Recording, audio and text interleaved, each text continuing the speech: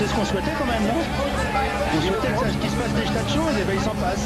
Alors que mètre par mètre, Ulrich est en train d'essayer de lâcher l'abstention de porteur du maillot jaune. Regardez la situation de ça se rapproche, Armstrong se rapproche, regardez. Og så er det igen Ulrik, der sætter en mand frem. Og David Plaza. Og her de to store kompetenter, Ulrik og Armstrong. Forrest Beltran.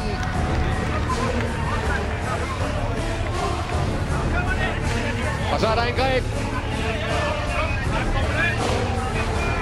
Armstrong kører med, Ulrik ser ikke ud til at kunne svare. Armstrong angriber forbi Ivan Mayo. Armstrong i angreb, Ivan Mayo og Ulrik. Armstrong kører væk. Ivan Mayo kommer op til ham.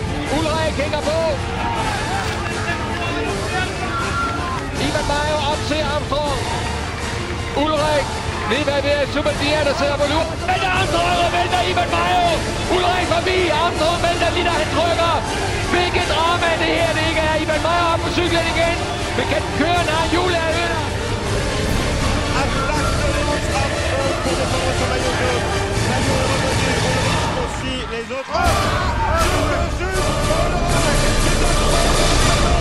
C'est un spectateur, je pense, qui a fait tomber Armstrong et Mayo. Et Yann Ulrich a évité la chute d'extrême justesse, mais il repart pas. Il repart doucement. Hjul på. Det sker det. Armstrong vælter. Ivan Mayo vælter. Ulrik er lige ved at vælte, men ryger forbi ham. Den mest dramatiske situation, vi har haft i Tour de France endnu. Det er frygteligt. Armstrong op på cyklen. Og der kører Armstrong videre. Men Joe foran ham. Han er foran ham.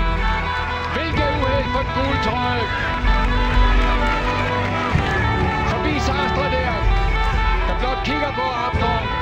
Og nu skal der lukkes op. Beltran venter på ham. Kører forbi ham. Det er Ulrik, der bare sidder helt foran. Og så han har problemer med sin cykel. Kommer bare så op til ham. Ivan Mayo bagved. Ulrik. Det er et stort kørt der. Har vi Ivan Mayo. Og så er der igen problemer for Armstrong. Det kommer Ivan Mayo forbi ham. Ej, det er forfærdeligt for Armstrong det her. Først styrtet. Der er også skyldigt problemer med trøjet. Og så nu pedalproblemer. Kan det virkelig ødelægge hele hans Tour de France? Kan det ødelægge hans muligheder for at vinde på 5. gang? Her styrtet. Og han trænger. Nej, det var ikke det pedalen. Det er bare igen lige bagved at være ved at blive trukket med ned. Armstrong der alene med 12 meter på ham. Bare så Ulrik, Moreau, Tyler Hamilton, Superdier og Lars Sækker. Fuldstændig ændring i det hele. Han har set noget lignende. Hamilton der. Skal der umiddelbart gøre, hvad de skal vente på Armstrong simpelthen. Han siger, den fart, der kommer Armstrong. Fantastisk ridderlig gestus fra Hamilton. Ja, men også uhørt i den her sammenhæng. Og der kører Ivan Mayo. Ivan Mayo igen.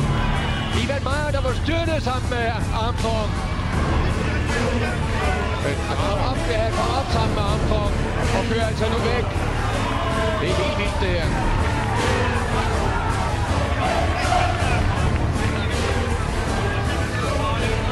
Vidunderligt, vanvittigt vildt. Ja, det er det, og meget ridderligt af Ulrik at ikke forsere den situation. Det må man sige. Det er fair. Dermed det er gentlemanship. Beltran får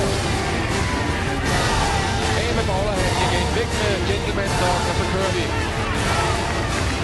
Beltran, Armstrong, Ulrik. Sådan ser en fejler i en af de store start.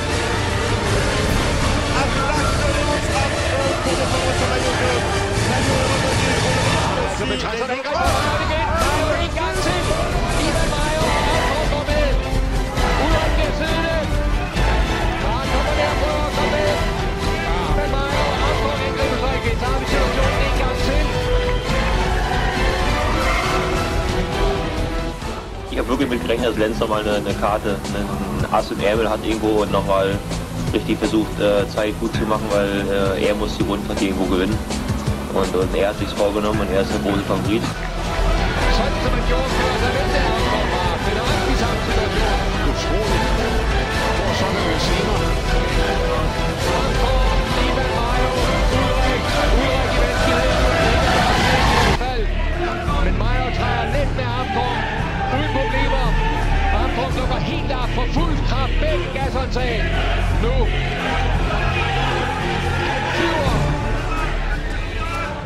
Han flyver som de gule fugle op mod himlen. Hernede.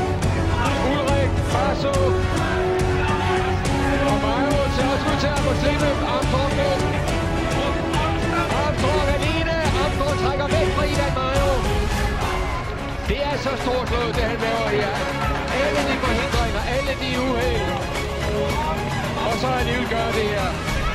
Ulrik hernede, han kigger på. Fremme, man kan se Ivan Mayo. Men Armstrong er alene i front, nøjagtigt som vi sagde, var en mulighed, tror jeg, om nogen er. Det er jo som om modgangen skærper ham yderligere. Det gør den jo.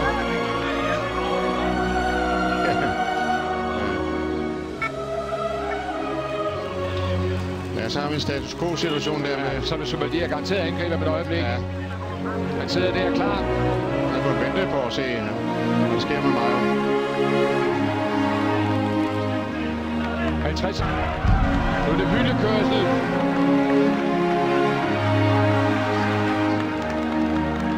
Ja, Soumedier får lige et skub der, eller et klap der.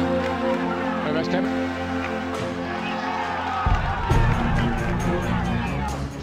Jan, kom aan, is goed hè, is goed. Armstrong is ook niet oké. Kom aan jong. Hey, niks verloren, niks verloren.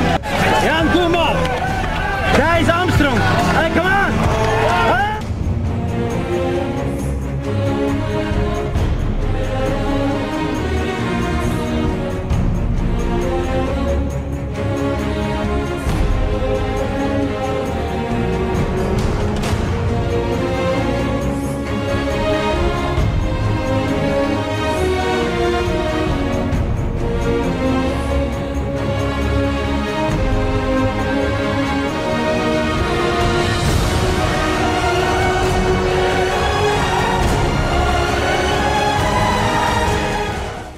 Lenz wäre sicher ein zweiter oder dritter Platz, wäre schon ja, eine verlorene Tour für Lenz. Klar, weil er ist der vierfache Tour de France-Sieger, möchte die 100-Jährige, möchte in den Club der 5, sag ich mal natürlich, mit Indurain und Pinot. Und das ist ein großes Ziel, klar. Also für Lenz gibt es auf Platz 1. That was a very special day. It was that day that it was supposed to be all or nothing. He was in the lead, but only with 15 seconds, I think, so we didn't feel safe about that margin with one time trial to come, so he needed to attack. I thought, this is it. This is for all the marbles right here. Armstrong was waiting for somebody to pull in the flag, and now it was even. Oh, what's happened there? What has happened there? And then I hit this poor kid there flinging the bag. My fault, riding too close to the side, just clipped a shifter, and down I go. It's a complete and utter chaos at the back end of the bike race.